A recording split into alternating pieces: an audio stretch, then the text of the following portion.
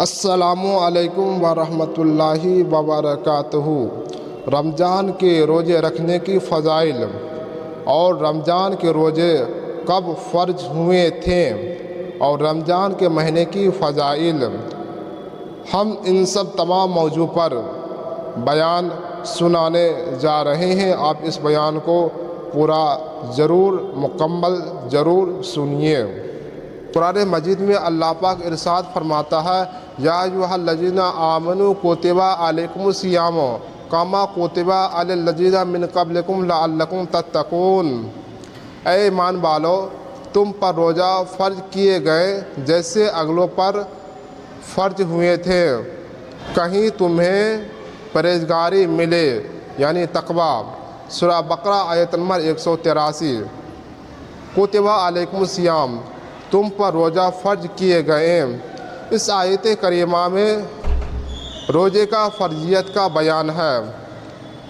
روزہ رکھنے کا طریقہ شریعت میں صادق سے لے کر غروب آفتاب تک روزے کی نیت سے کھانے پینے اور ہم بستری سے بچا جائے، اسے کہتے ہیں روزہ۔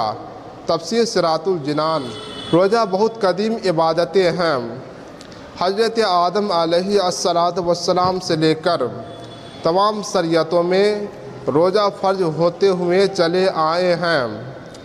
اگرچہ گزشتہ امتوں کا روزہ کا دن اور احکام ہم سے الگ ہوتے تھے، حدیث پاک میں روزہ رکھنے کے بہت فضائل بیان کیے گئے ہیں۔ ان میں سے چند حدیث پاک آپ کی خدمت میں عرض کرتے ہیں۔ حضرت سیدنا عبداللہ بن مسعود رضی اللہ تعالی عنہ سے مروی ہے، حضور سید عالم نور مجسم صفی محشر ہم غریبوں کے آقا جناب احمد مصطفیٰ محمد مصطفیٰ صلی اللہ علیہ وآلہ وسلم نے ارشاد فرمایا، اے نوجوانوں، تم میں جو کوئی نکاح کی استطاعت رکھتا ہے وہ نکاح کرے، یا اجنبی عورت کی طرف نظر کرنے سے نکاحوں کو روکنے والا ہے، اور جس میں نکاح کی استطاعت نہیں ہے وہ روزہ رکھے۔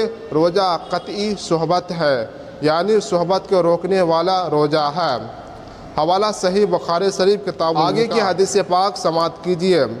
حضور اقدس صلی اللہ علیہ وآلہ وسلم نے ارشاد فرمایا، رمضان آیا، یہ مہینہ برکت کا مہینہ ہے، اللہ تعالیٰ نے اس کے روزے تم پر فرض کیے ہیں۔ اس میں آسمان کے دروازے کھول دیے جاتے ہیں، اس میں دوزخ کے دروازے بند کر دیے جاتے ہیں، اور اس میں سرکش شیطانوں کو طوق ڈال دیے جاتے ہیں، اور اس میں ایک رات ایسی ہے جو 1000 مہینوں سے بہتر ہے۔ جو اس کی بھلائی سے محروم رہا وہ بے شک محروم ہے۔ اس حدیث پاک کا خلاصہ کلام یہ ہے، رمضان برکت کا مہینہ ہے۔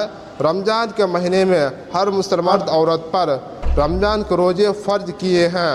رمضان کے مہینے میں آسمان کے دروازے کھول دیے جاتے ہیں، رمضان کے مہینے میں دوزخ کے دروازے بند کر دیے جاتے ہیں، رمضان کے مہینے میں سرکش شیطانوں کو طوق یعنی زنجیر میں بند کر دیے جاتے ہیں۔ رمضان کے مہینے میں ایک رات ایسی ہے جو 1000 مہینوں سے بہتر ہے، جسے مسلمان شب قدر سے پہچانتے ہیں۔ جو اس کی بھلائی سے محروم رہا وہ بے شک محروم ہے۔ حوالہ سنن نسائی شریف کتاب الصیام۔ حضرت سیدنا ابو ہریرہ رضی اللہ تعالی عنہ سے مروی ہے، حضور اقدس صلی اللہ علیہ وآلہ وسلم نے ارشاد فرمایا، رمضان کے آخری شب میں اس امت کی مغفرت ہو جاتی ہے۔ عرض کی گئی، کیا وہ شب قدر ہے؟ فرمایا، نہیں، لیکن کام کرنے والے اس وقت پورا مزدوری دی جاتی ہے جب پورا کام کر لے۔ اس حدیث پاک کا بھی خلاصہ کلام یہ ہے، جو شخص ماہ رمضان کے مہینے میں نیکی کے کام کرتے ہیں اور دیگر عبادتیں کرتے ہیں، اس کا پورا اجر رمضان کے آخری یعنی پورا مکمل روزہ ہونے کے بعد اسے دیا جاتا ہے، نیکیوں کے شکل میں اس کے نام اعمال میں لکھ دیا جاتا ہے۔ حوالہ مسند امام احمد بن حنبل۔ حضرت سیدنا سہیل بن سعید رضی اللہ تعالی عنہ سے مروی ہے، حضور نبی کریم صلی اللہ علیہ وآلہ وسلم نے ارشاد فرمایا، جنت میں 8 دروازے ہیں، ان میں سے ایک دروازے کا نام ریان ہے، ان میں سے وہی شخص جائے گا جو روزہ رکھتے ہیں۔ حوالہ صحیح بخاری شریف۔ حضرت سیدنا ابو ہریرہ رضی اللہ تعالیٰ عنہ سے مروی ہے، حضور سید عالم جناب احمد مصطفیٰ صلی اللہ علیہ وآلہ وسلم نے ارشاد فرمایا، جو ایمان کی وجہ سے ثواب کے لیے رمضان کا روزہ رکھے گا اس کے اگلے گناہ معاف کر دیے جائیں گے۔ جو ایمان کی وجہ سے ثواب کے لیے رمضان کے راتوں میں قیام کرے گا اس کے گناہ معاف کر دیے جائیں گے۔ جو ایمان کی وجہ سے ثواب کے لیے شب قدر میں قیام کرے گا اس کے گناہ معاف کر دیے جائیں گے۔ حضرت سیدنا عبداللہ بن عمر رضی اللہ تعالیٰ عنہما سے راوی، حضور سرور کائنات جناب احمد مصطفیٰ صلی اللہ علیہ وآلہ وسلم نے ارشاد فرمایا، روزہ اور قرآن بندوں کے لیے شفاعت کریں گے، اور روزہ کہے گا، اے رب عز و جل، میں نے کھانے اور خواہشوں سے دن میں اسے روک دیا، میری شفاعت اس کے بارے میں قبول فرما۔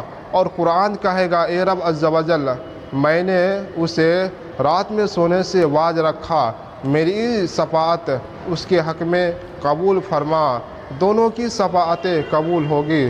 حوالہ مسند امام احمد بن حنبل۔ آگے کے حدیث پاک غور سے سماعت کیجیے۔ حضرت سیدنا ابو ہریرہ رضی اللہ تعالیٰ عنہ سے مروی ہے، حضور سید عالم جناب احمد مصطفیٰ صلی اللہ علیہ وآلہ وسلم نے ارشاد فرمایا، جس نے اللہ عز و جل کی رضا کے لیے ایک دن کا روزہ رکھا، اللہ عز و جل اس کو جہنم سے اتنا دور فرما دے گا جیسے کوا جب بچہ تھا، اس وقت سے اڑتا رہا یہاں تک کہ برہا ہو کر مر گیا۔ حوالہ مسند امام احمد بن حنبل۔ آگے کے حدیث پاک غور سے سماعت کیجیے۔ حضرت سیدنا ابو ہریرہ رضی اللہ تعالیٰ عنہ سے مروی ہے، حضور اقدس صلی اللہ علیہ وآلہ وسلم نے ارشاد فرمایا، اگر کسی نے ایک دن نفل روزہ رکھے اور اسے زمین بھر سونا دیا جائے جب بھی اس کا ثواب پورا نہ ہوگا، اور اس کا ثواب قیامت ہی کے دن ملے گا۔ میرے دوستو، عزیزو، نوجوان ساتھیو، جب نفل روزہ رکھنے کا یہ ثواب ہے، جب ہم ماہ رمضان کی روزہ رکھیں گے تو اس کا کتنا بڑا ثواب اللہ پاک کی بارگاہ میں ملے گا۔ حوالہ مسند ابو یعلا۔ آگے کے حدیث پاک غور سے سنیے۔ حضور سید عالم جناب احمد مصطفیٰ صلی اللہ علیہ وآلہ وسلم نے ارشاد فرمایا، ہر شے کے لیے زکوٰۃ ہے، بدن کی زکوٰۃ روزہ ہے، اور روزہ نصف صبر ہے۔ حوالہ سنن ابن ماجہ شریف۔ آگے کے حدیث پاک غور سے سنیے۔ حضرت سیدنا ابو امامہ رضی اللہ تعالیٰ عنہ نے حضور اقدس صلی اللہ علیہ وآلہ وسلم کی بارگاہ میں عرض کی، یا رسول اللہ صلی اللہ علیہ وآلہ وسلم، مجھے کسی عمل کا حکم ارشاد فرمائے۔ حضور صلی اللہ علیہ وآلہ وسلم نے ارشاد فرمایا، روزہ کو لازم کر لو، اس کے برابر کوئی عمل نہیں۔ پھر اس صحابی نے عرض کی، یا رسول اللہ صلی اللہ علیہ وآلہ وسلم، مجھے کسی عمل کا حکم ارشاد فرمائے۔ پھر حضور صلی اللہ علیہ وآلہ وسلم نے ارشاد فرمایا، روزہ کو لازم کر لو، اس کے برابر کوئی عمل نہیں۔ پھر اس صحابی نے عرض کی، یا رسول اللہ صلی اللہ علیہ وآلہ وسلم، مجھے کسی عمل کا حکم ارشاد فرمایا۔ پھر آپ صلی اللہ علیہ وآلہ وسلم نے ارشاد فرمایا، روزہ کو لازم کر لو، اس کے برابر کوئی عمل نہیں۔ اس حدیث پاک کا خلاصہ کلام یہ ہے، ایک صحابی رسول ہے جن کا نام ہے حضرت ابو امامہ رضی اللہ تعالیٰ عنہ نے حضور پاک صلی اللہ علیہ وآلہ وسلم کے بارگاہ میں عرض کی، یا رسول اللہ صلی اللہ علیہ وآلہ وسلم، مجھے کسی عمل کا حکم ارشاد فرمائے۔ حضور صلی اللہ علیہ وآلہ وسلم نے 3 مرتبہ روزہ رکھنے کا حکم ارشاد فرمایا۔ رمضان کے روزے کب فرض ہوئے تھے؟ جواب، 10 شعبان 2 ہجری میں فرض ہوئے تھے۔ حوالہ در مختار، کتاب الصیام، جلد 3 صفحہ نمبر 315۔ حضرت ابو ہریرہ رضی اللہ تعالیٰ عنہ سے مروی ہے، حضور سید عالم نور مجسم صلی اللہ علیہ وآلہ وسلم نے ارشاد فرمایا، جب رمضان آتا ہے آسمان کے دروازے کھول دیے جاتے ہیں۔ صحیح بخاری اور صحیح مسلم شریف۔ اور ایک روایت میں ہے، جنت کے دروازے کھول دیے جاتے ہیں، یعنی جب ماہ رمضان کی مہینہ شروع ہوتا ہے تب اللہ پاک جنت کے دروازے کھول دیتے ہیں۔ حوالہ صحیح بخاری شریف۔ اور ایک روایت میں ہے رحمت کے دروازے کھول دیے جاتے ہیں اور جہنم کے دروازے بند کر دیے جاتے ہیں اور شیاطین کو زنجیر میں جکڑ لیے جاتے ہیں۔ یعنی جب ماہ رمضان کا مہینہ شروع ہوتا ہے تب رحمت کے دروازے کھول دیے جاتے ہیں اور جہنم کے دروازے بند کر دیے جاتے ہیں اور شیاطین کو زنجیر میں قید یعنی بند کر دیے جاتے ہیں۔ حوالہ صحیح مسلم شریف۔ اور ایک روایت میں ہے جب ماہ رمضان کی پہلی رات شروع ہوتی ہے تب شیاطین اور سرکش جن کو قید کر دیتے ہیں اور جہنم کے دروازے کو بند کر دیتے ہیں تو ان میں سے کوئی دروازہ کھولا نہیں جاتا اور جنت کے دروازے کھول دیے جاتے ہیں تو ان میں سے کوئی دروازہ بند نہیں کیے جاتا اور منادی پکارتا ہے اے خیر طلب کرنے والے متوجہ ہو اور اے شرک کو چاہنے والے باز رہ۔ اور کچھ لوگ ماہ رمضان میں وقت دیے جاتے ہیں اور یہ ہر رات میں ہوتی ہے۔ میرے دوستو عزیز و نوجوان ساتھیوں، اس حدیث پاک سے معلوم ہوا جب ماہ رمضان کا مہینہ شروع ہوتا ہے تب اللہ پاک شیاطین اور سرکش جن کو قید کر دیتے ہیں اور جہنم کے دروازے کو بند کر دیتے ہیں اور جنت کے دروازے کو کھول دیتے ہیں اور منادی پکارتا ہے یعنی اللہ پاک پکارتا ہے اے خیر طلب کرنے والے متوجہ ہو اور اے شرک کو چاہنے والے یعنی بت پرست کو کہتے ہیں واج رہ۔ اور کچھ لوگ جہنم سے آزاد ہوتے ہیں اور یہ ہر رات میں ہوتی ہے، یعنی ہر ماہ رمضان کے رات میں جہنم سے آزاد کچھ لوگ ہوتے ہیں۔